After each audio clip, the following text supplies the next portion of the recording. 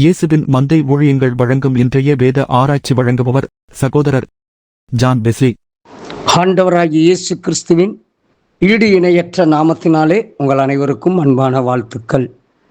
இந்த நாளுக்கான வேதவசனம் மத்தேயு எழுதின சுவிசேஷம் 18ஆம் அதிகாரம் 7ஆம் வசனம். இடறல்கள் நிமித்தம் உலகத்துக்கு ஐயோ! இடறல்கள் வருவது அவசியம். ஆனாலும் எந்த மனுஷனால் இடறல் வருகிறதோ அவனுக்கு ஐயோ! இடறல்கள் வருவது அவசியம். ஆனாலும் எந்த மனுஷனால் இடறல் வருகிறதோ அவனுக்கு ஐயோ என்று சொல்லப்படுகிறது. உலகத்திலே தடைகள், இடறல்கள் வரத்தான் செய்யும். அது ஒரு மனிதன் மூலமாக வரலாம், இயற்கை சூழ்நிலைகள் மூலமாக வரலாம். ஆனாலும் மனிதன் மூலமாய் வருகிற இடறல்களில் ஒரு தேவ மனிதன் இடறலாக இருக்கக்கூடாது. நாம் யூதாஸ் காரியத்தை குறித்து இதற்கு ஒரு நல்ல உதாரணமாக சொல்லலாம். இயேசு கிறிஸ்து ஒருவனால் காட்டி கொடுக்கப்பட வேண்டும். இயேசு கிறிஸ்து சிலுவையில் அறையப்பட வேண்டும். அதற்காக வந்தார்.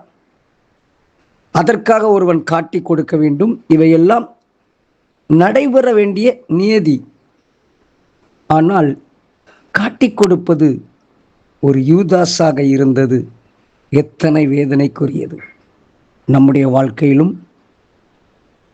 இப்படிப்பட்ட அநேக இடறல்கள் வரலாம். என்னிடத்தில் விசுவாசமாய் இருக்கிற இந்த சிறியரில் ஒருவனுக்கு இடறல் உண்டாக்குகிறவன் எவனோ?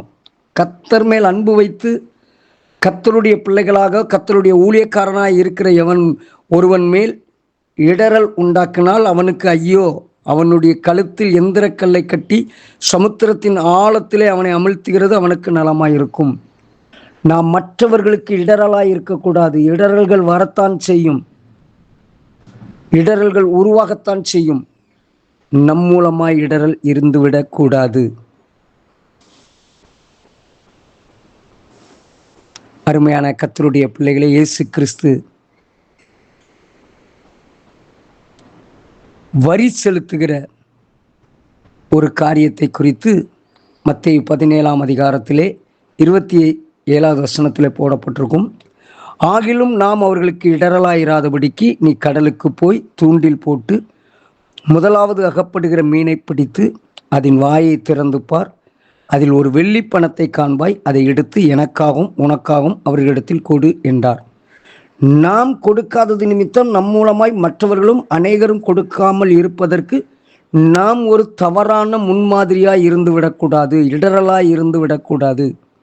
வாழ்க்கையில் ஒரு தேவனுடைய பிள்ளை தன்னுடைய பணியிலே, தனக்கு கொடுக்கப்பட்ட பொறுப்பிலே, தேவன் தனக்கு கொடுக்கப்பட்ட அழைப்பின் பாதையிலே இடறலாய் இருந்து விடக்கூடாது. நாம் மற்றவர்களுக்கு நல்ல மாதிரியாய் இருக்க வேண்டும்.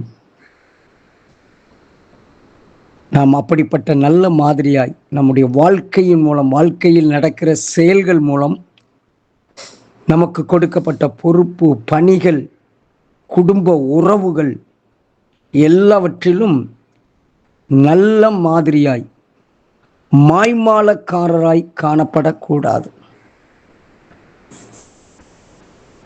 நாம் யூதாஸ் இடறலாய் இருந்ததினுடைய விளைவு, அவன் நான்று கொண்டு நின்று செத்தான். அவன் நான்று கொண்டு நின்று சாகிறதற்கு அழைக்கப்படவில்லை, இயேசுவுக்காக பிரகாசிக்க அழைக்கப்பட்டான். ஆனால் அவன் ஒரு நல்ல மாதிரியை, ஒரு நல்ல சீசனுக்குரிய மாதிரியை அவன் வைத்து போகாததினுடைய விளைவு நாம் பார்க்கிறோம்.